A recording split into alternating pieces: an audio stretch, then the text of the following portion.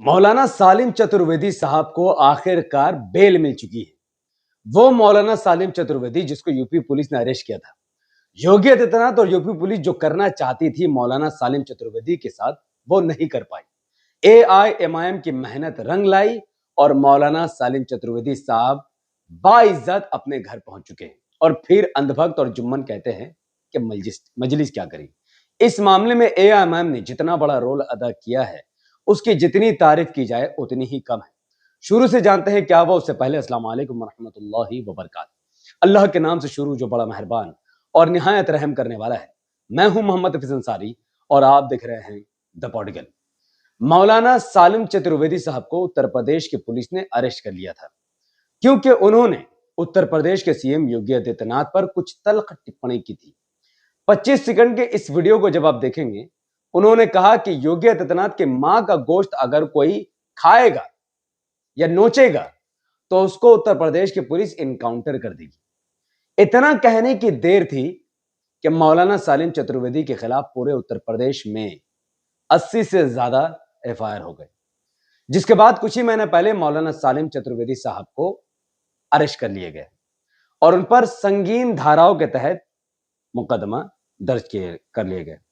उसमें था 196 clause 1A, दुश्मनी फैलाने वाला बयान। हालांकि मौलाना चतुर्वेदी साहब ने कोई दुश्मनी नहीं फैलाई। 299 धार्मिक भावनाएं आहत करने का बयान। मौलाना सालिम चतुर्वेदी साहब ने योगी की मां का जिक्र किया। दो किस्म की मां है, एक वो मां जिसके पेट से योगी पैदा हुए हैं और एक वो जानवर जिसको योगी मां मानते हैं और हम उसका सम्मान करते हैं। जिस मां के पेट से योगी पैदा हुए हैं उस मां के बारे में मौलाना सालिम चतुर्वेदी साहब ने किसी भी किस्म का कोई भी बयान नहीं दिया था। लेकिन जिस जानवर को योगी मां मानते हैं उसके बारे में बयान दिया था कि अगर उत्तर प्रदेश में कोई व्यक्ति योगी की मां यानी गाय का गोश्त खाता है तो पुलिस उसका इनकाउंटर कर देती है। लेकिन जब किसी लड़की के साथ अन्याय होता है उस पर ये लोग सख्त कानून नहीं बनाते। एक लॉजिकल बात मौलाना सालिम चतुर्वेदी साहब कर रहे थे, जिसके बदले में उत्तर प्रदेश की पुलिस ने उनको गिरफ्तार किया और उनको लंगड़ाते हुए देखा गया, जिसके बाद उत्तर प्रदेश की टीम सक्रिय हो गई। चूंकि मामला उत्तर प्रदेश से जुड़ा हुआ था, उत्तर प्रदेश के एमआईएम के अध्यक्ष प्रेसिडेंट शौकत अली साहब ने इस मामले का संज्ञान लिया और वो तब तक मौलाना सालिम चतुर्वेदी साहब के साथ लगे रहे जब तक कि वो बरी नहीं हो गए। शौकत अली साहब की एक लीगल टीम है, एमआईएम की एक लीगल टीम, लीगल सेल है, जो मौलाना सालिम चतुर्वेदी साहब को बचाने में लग गई। उधर मौलाना सालिम चतुर्वेदी साहब की एक वीडियो वायरल हुई जहां पर वो हाथ जोड़कर माफी मांग रहे हैं। पुलिस उनसे माफी मंगवा रही है कि मैंने जो भी बयान दिया गलत बयान दिया। आखिरकार बहराइच के जिस कोर्ट ने मौलाना सालिम चतुर्वेदी साहब को 14 दिन के लिए न्यायिक हिरासत में दिया था, उसी कोर्ट ने मौलाना सालिम चतुर्वेदी साहब को बेल ग्रांट कर दिया, यानी उनको जमानत दे दी। और यह कभी भी पॉसिबल नहीं होता अगर एमआईएम के अध्यक्ष शौकत अली साहब, एमआईएम के अध्यक्ष बिहार के अख्तरुल इमान साहब और एएमआईएम की टीम मौलाना सालिम चतुर्वेदी साहब के लिए अगर मेहनत नहीं करती। अब मैं आपके सामने एक सवाल पूछता हूं, अगर मौलाना सालिम चतुर्वेदी साहब एआईएमआईएम के नेता नहीं होते, अगर मौलाना सालिम चतुर्वेदी साहब का ताल्लुक एमआईएम से नहीं होता, अगर मौलाना साहब के अरेस्ट के बाद एआईएमआईएम सक्रिय नहीं होती, तो क्या मौलाना साहब का एनकाउंटर नहीं होता? क्या मौलाना साहब की हालत बदतर नहीं होती? क्या मौलाना सालिम चतुर्वेदी साहब जिंदगी भर के लिए जेल में नहीं सड़ाए जाते? क्या मौलाना सालिम चतुर्वेदी साहब का परिवार बर्बाद नहीं हो जाता?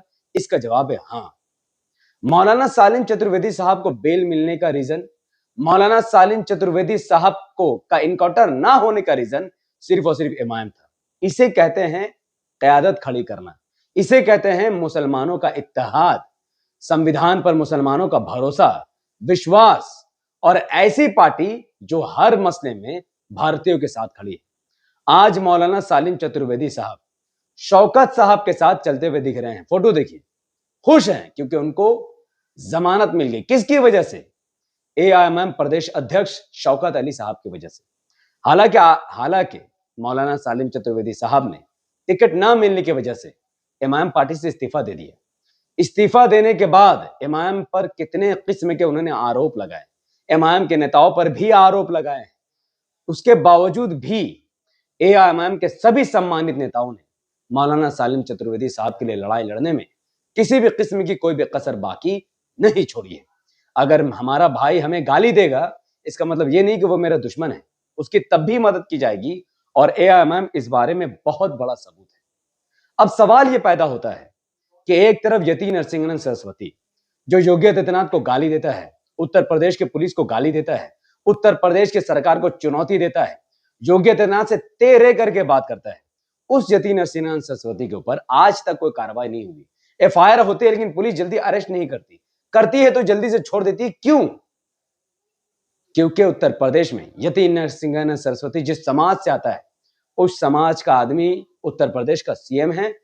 यति नरसिंहन सरस्वती जिस समाज से आता है, उस समाज का आदमी पुलिस स्टेशन में भरा हुआ है, अफसर है, सरकारी नौकर है, इसीलिए इसको कोई हाथ नहीं लगाता।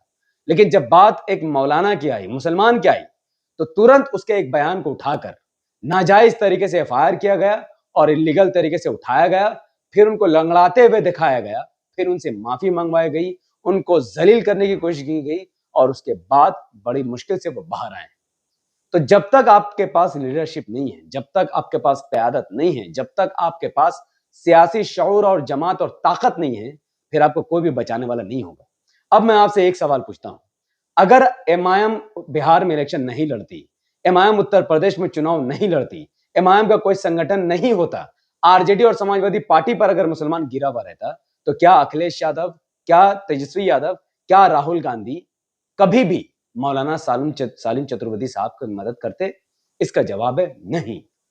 तो जब आप भी दिल से इस बात का यकीन करते हैं कि राहुल गांधी हमारा नेता नहीं है, तेजस्वी यादव हमारा नेता नहीं है, अखिलेश यादव हमारा नेता नहीं है, उसके बावजूद भी हर इलेक्शन में सिर्फ बीजेपी को हराने का ठेका लेते हुए मुसलमान इन नेताओं को वोट करता और फिर भी बीजेपी जीत जाती है, तो क्या अब भी मुसलमानों के आंखों में वो आंसू नहीं है जो होने चाहिए? क्या मुसलमान के दिल में वो दर्द नहीं है जो होने चाहिए? इमाम और क्या करके दिखाएगी इस समाज के लिए? इमाम क्या करके दिखाएगी और संविधान के लिए और इस देश के लिए? हर मामले में इमाम संविधान के साथ खड़ी है, भारत के साथ खड़ी है और भारतीय मुसलमान के साथ खड़ी है। मुझे नहीं लगता कि इससे ज्यादा कोई भी जमात किसी और समाज के लिए कर सकती है या किसी और पार्टी के लिए कर सकती है। तो अभी खबर है कि मौलाना सालिम चतुर्वेदी साहब अपने घर पहुंच गए हैं, अपने परिवार वालों के साथ पहुंच गए हैं। उनके परिवार वालों ने इमाम का शुक्रिया अदा किया। तेजस्वी यादव ने इनकी कोई मदद नहीं की, ना राहुल गांधी ने कोई ट्वीट किया, ना ही अखिलेश यादव ने इस पर कोई दुख जताया।